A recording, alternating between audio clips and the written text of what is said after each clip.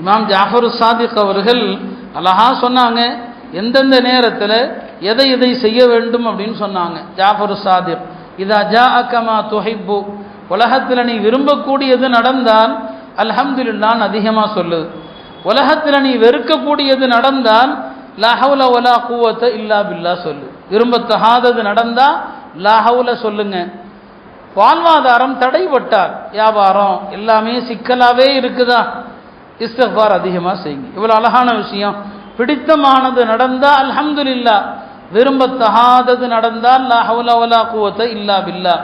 இல்லையா? அந்த நெருப்புன்னு எல்லாரும் பேசி என்ன செய்ய முடியும்? அல்லாஹ்வுக்கு முன்னால எந்த விஞ்ஞானமும் எந்த சக்தியும் எந்த சர்வாதிகாரியும் தோத்து போயிடுவான். அதான் காட்டுது. நாம என்ன லா ஹவுல வலா குவத்த இல்லா பில்லாஹ், அது நமக்கு நடக்காம இருக்கிறது. லா ஹவுலவை பற்றி நாம பல தடவை சொல்லியிருக்கிறோம் இல்லையா? சொல்லுவாங்க, அல்லாஹ்வுடைய அர்ஷ் இருக்கிறது, அந்த அர்ஷை சுமக்கிற ஆற்றல் யாருக்குமே இல்லை, மலக்குமார்களுக்குமே இல்லை அல்லாஹ்வுடைய அர்ஷை சுமக்கிறதுக்கு.